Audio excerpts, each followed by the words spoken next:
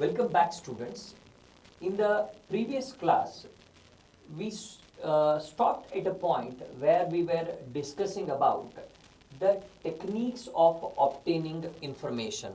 And I said in the previous lecture that when you want to convert the single entry into double entry, you need some information, and that information should be obtained with a proper discipline. So how that should be done, we will be learning it today. Okay, and why we need to do it, I will tell you. See, I explained in the previous class that single entry system, accounts from incomplete records involves three things. One is no entry. Okay, the second one is single entry, which is most. Okay, and the next is double entry. That's why I said in the previous class it is popularly known as single entry, because for most of the transactions there will be only a recording of one aspect. So that's why it is known as single entry, famously known as. So what we need to know is first, what we need to do now is, for this we will not do any changes because we should follow double entry, and double entry has been already done. Let's not disturb. Now question arises, wherever the single entry has been done, okay, now we need to make it double entry, and wherever the entry has not been passed, we need to pass the journal entry. So to do all this, we need to gather information. So that's why that's what called as general. So there are two techniques. One is general techniques, and then we specifically check each ledger, then we will gather information. So first, what happened? That's what I said. See, when we prepared our accounts under incomplete records, right, and we want to make it complete, or we want to convert it into double entry, the first thing what we need to do is whatever is incomplete, that should be made complete. For example, just now I said if one aspect of the entry has been made, we need to take care that other aspect should also be done. For example, in the cash book, we have passed by rent, by purchases, but the other aspect is not done because both are nominal accounts. So the other aspect is not dealt. Then it becomes our duty to deal with it and complete it. Okay, so that's what has been mentioned in these two paragraphs, and they have said that we need to go through the subsidiary books, because there are three types of single entry system, and under a type of single entry system we maintain all these subsidiary books. So when the subsidiary books are available, their totals should be considered, because you know that sales day book, we transfer the total of the sales. Okay, purchase day book, we transfer the total of the purchase book. Okay, so like that you need to take the total of each subsidiary book, and we need to transfer it to their respective ledger accounts in order to complete it. Okay, then when it comes to the general techniques, it speaks more about the distinction between the private and business expenses, business receipts. That's what it is said. See, if you look at it, when an accountant engaged in posting the unposted items from the cash book, that's what I said about rent and all. Okay, unposted items from the cash book and other subsidiary books, he may be confronted with a number of problems. आ सकते हैं, बहुत सारे problems आ सकते हैं. The manner in which some of them should be dealt are described below. See, what he says in this is a very if you read it, it may look complicated, but if you understand, it is very simple. For example, if the proprietor has received some amount, but that has been utilized for the purpose of the business, then what we should do, because it will be recorded in the cash book as a receipt, but it is not the receipt which belongs to business. right? Because it is a proprietor's money we used in the business. So what it will be called as? It will be called as capital. So what he says is that should be added to capital. See, added to capital is nothing but it should be credited to capital account, because we know that we are preparing ledger of each account and we are coming to that conclusion कि हमारा capital इतना होने वाला है. So what it says, it has to be credited. If there is any receipt, remember, if there is any receipt, right, of personal nature and used for the business, then it should be credited to capital account. Okay, then it comes to next one. That is, amount belonging to the business after collection may be directly utilized for acquiring business assets for meeting expenses instead of being recorded in the cash book. Okay. On other hand, the proprietor may have met some of the business expenses from the private resources. In that case, appropriate asset or expenses should be debited and the source of obtaining the funds must be credited. Very simple. What it says, see, if, assume that, if the proprietor has paid some expenses, remember, whose expenses it was? Business expenses. Paid by whom? It is paid by proprietor. So when the proprietor has paid it, that means proprietor should get it back. That means again capital account should be credited because we owe money to him. And whereas when any asset is acquired, right, any expenses is made, you have made an entry in the cash book, right, or you have not, whatever is the case. Remember, in that case, if you have not made any record of it, then that particular asset or expense should be debited. We know that increase in asset or increase in expenses should be debited.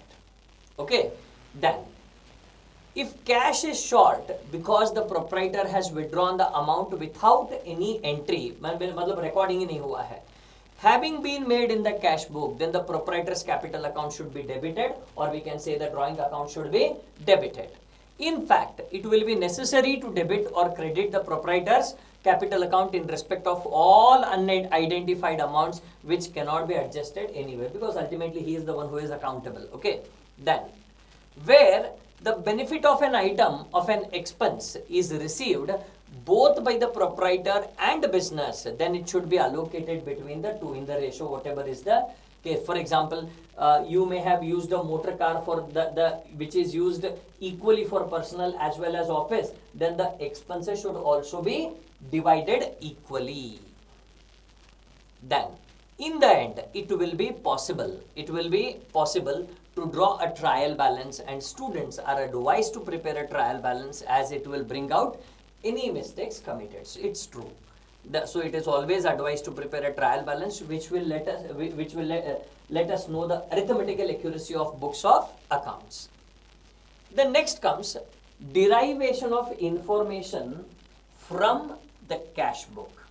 Okay, the analysis of cash as well as bank receipts and payments, most of the time it will be prepared together, should be extensive but under significant heads, so that various items of income and expenditure be posted therefrom to the into the ledger. However, before posting the information into the ledger, the same should be collected in the form of an account, and the specimen thereof is shown below. This is how we prepare cash or bank account. Okay, and if normally we will get the closing balance from the cash or bank, sometime this will be given to us and some information may be missing. We need to ascertain that we need to calculate that information. Then the important point about complete records is that much of the information may not be readily available and the relevant information has to be ascertained. A good point is to prepare cash and bank summary. That is what I said, combined cash book we prepare. The cash and bank balance at the end should be reconciled with the cash and the bank books. Having done so, the various items, okay, yes, very simple है, इसका कुछ ये नहीं है. So एक आपको बताया भी गया है कि how it should be done. The next comes. This is a very simple cash book problem. That's why I'm not spending time on this. You can easily do it. On this side we will have receipts and on this side we will have payment. So that's why I am not focusing on this. Then, analysis of the sales ledger and purchase ledger. Okay. So when you analyze the sales ledger and purchase ledger, you will get significant information, because see, you are moving from incomplete to complete. You need information. So when you analyze the sales ledger, what all things you come to know? Opening customer balance. That means we call it as opening balance of debtors. Then comes sales. Then comes a bill dishonored. Okay. Total debits. Then cash received, discount allowed, bills received, sales return, bad debts. These all are on the credit side. So this is what the debtors, they are speaking about debtors ledger, right? So the debtors ledger involves all these things. What all it involves? Opening customer balance, we call it as to balance brought down. Sales, it involves bill dishonored on the debit side, and these things on the credit side. Now the question arises, sir, ये सब है sir, ये सब क्यों? Right? You know that I said personal accounts maintain किए जाते हैं. कहाँ? We maintain personal account in single entry system या इनकम्प्लीट रिकॉर्ड्स में हम बनाते हैं, राइट? तो जब ये हम बनाएंगे, कौन सा? When we prepare debtor's account, we will record all these things, and if something is missing, we can put it as a balancing figure. Sometime bad debts may be missing, cash received from debtors may be missing, sometimes credit sales may be missing. So whatever is missing, we can ascertain by preparation of debtors account. In the same way, we can do the same thing with the creditors. Okay, so you can see this is the format of debtors account. Okay, so in the debtors account, first, as it is an asset, it will have debit balance. So it is to first to opening balance, sales, right? And if any cash is received, this will be cash by cash. And if any discount is allowed to the debtors at the time of payment, then it will be by discount. And then by bills receivable, if any bill is accepted. Okay, and if the same bill is dishonored, you will find that here. Okay, and then if you are charging any interest for the late payment, normally this happens in the case of renewal of bill, if you remember. Okay, so it will be debtors account debit to interest account, because interest is income. Okay, then if any bad debts, yes, it is a loss, it reduces the debtor, so that's why it is on the credit side. And by closing balance, so if any information is missing in this, that can be ascertained as a balancing figure. Now the same thing happens with the creditors account. So here there is an example, you can go through this example. For example, देखिए अभी first, you see opening debtors are there, so they will be written here as to balance brought down. Then next is closing balance, it will be there as by balance carried down. Here it will be, okay, 7 lakh, you can see. Then next is amount received in cash. The moment we receive the cash, debtors will be reduced. That's why you can see it on the credit side, that is by cash. Then discount allowed next to that. Then credit sales to credit sales, because by this the debtors will increase. Then bills receivable, certainly it reduces the debtors. Then last one is by bad debts. But see, he has given कि bad debts मालूम नहीं है. तो देखो, everything is known except bad debts. Then bad debts can be written as a balancing figure. You can see here. When everything is given, the missing will be the last. जो हमको चाहिए वही रहता है. So how much was the difference? 30,000, and that 30,000 will be written here as balancing figure. Why we write balancing figure? Because it is not given, it is ascertained as a difference between the two sides. Then the same is for purchase ledger, which is nothing but creditors account. So in the creditors account, it is completely opposite of debtors account. You can see here by balance brought down. You can see by purchases. There it was 2 credit sales. Even this also should be purchases. Only कौन सा credit purchases आता है, right? So by purchases and by bills payable dishonored. So these all things increases the creditors, and these all things decreases the creditors. How? When you make the payment, creditors will decrease. When there are returns, your dues will decrease. Two bills payable, the moment you accept the bills payable, the creditors will decrease. Two discount received, yes, certainly discount received reduces the creditors. And last is two closing balance. And to make you understand this well, right? So even it can be alternatively done in a working note also. एक format में भी बना सकते हैं आप, no problem at all. Now, there is an example for this. देखिए, calculate credit purchases. They only have given कि what we need to ascertain. We need to ascertain credit purchases. How to ascertain credit purchases? Put debtors account format, whatever is creditors account format. Whatever is available to you, you put there, and the difference between the two sides will be called as credit purchases. Same is available here. See, you can see. First, opening balance of creditors, buy balance brought down. Closing balance of creditors, to balance carried down. Then payment made in cash, you can see here, it reduces the creditor. Then discount received 20,000. So as this side is greater, we took the total 13 lakh 70,000, and out of this 13 lakh 74 lakh is reduced. So balancing figure is 9 lakh 70,000, which is here written as credit purchases, because it was already given clearly in the problem that you need to ascertain the credit purchases. Then nominal accounts. What is nominal account? The accounts, because those who studied under American system will not be aware of nominal, real, personal.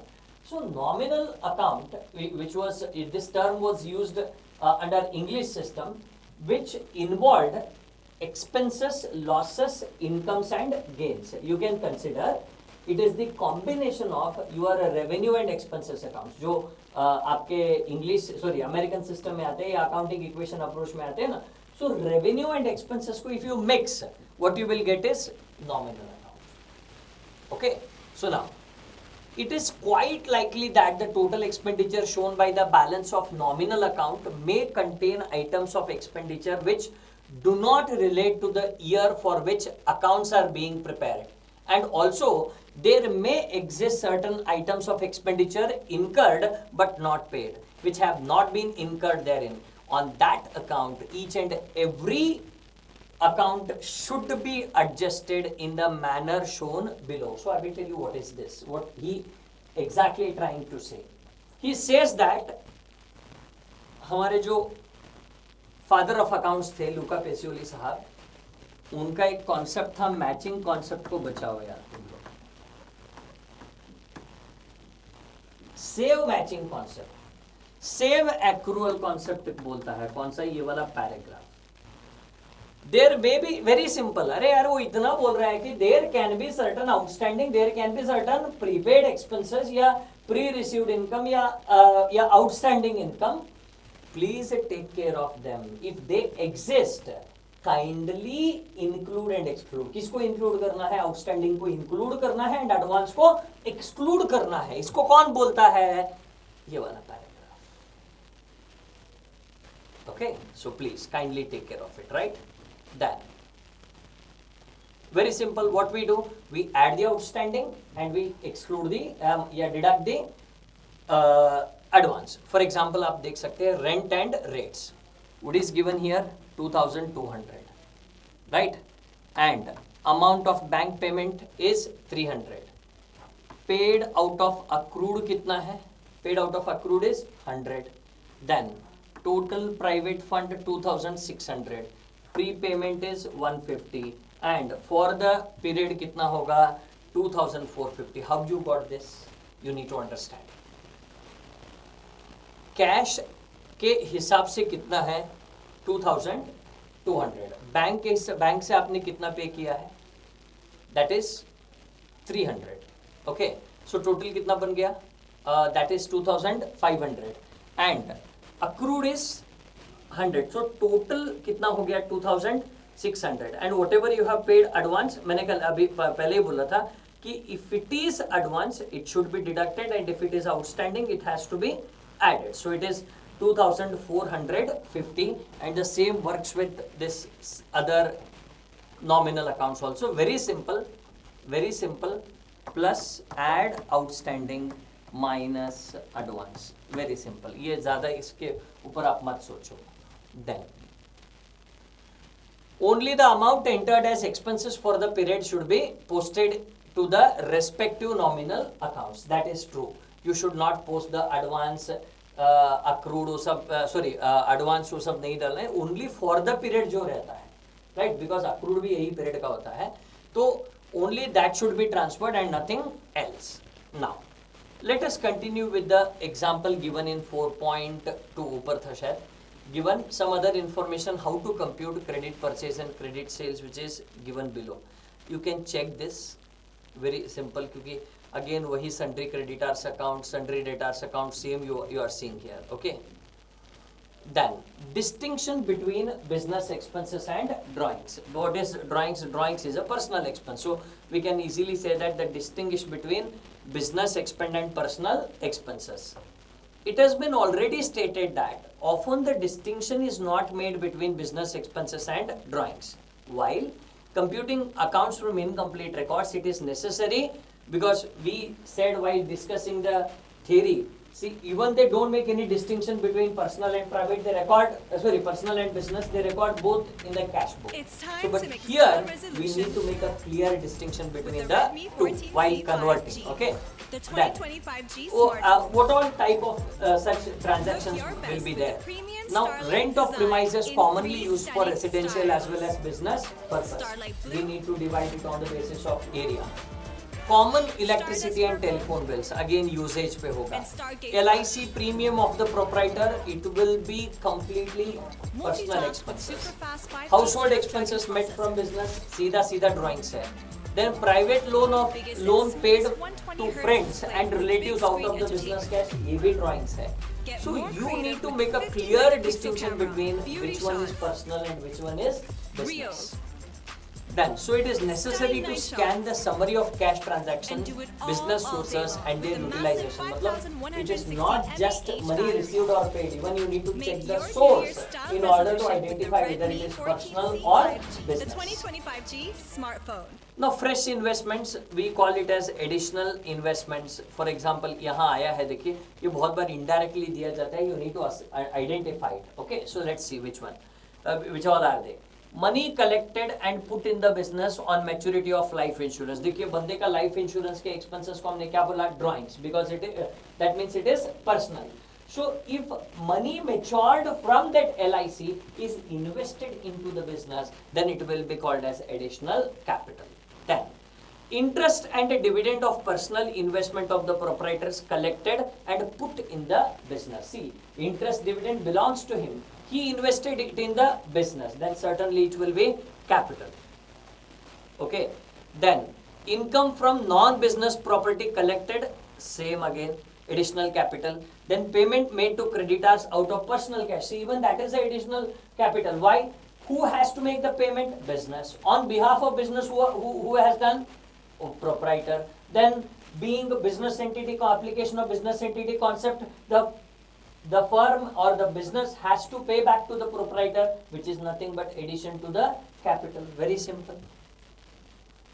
Then next, so this is a full-fledged problem of under single entry system, incomplete records, which we will solve in the next class. A beautiful problem, and the initial problem, first problem जो हम बोलते हैं, which will take you to the practical aspect of converting the single incomplete to complete records, single entry to double entry, which we will discuss in the next class. Thank you very much.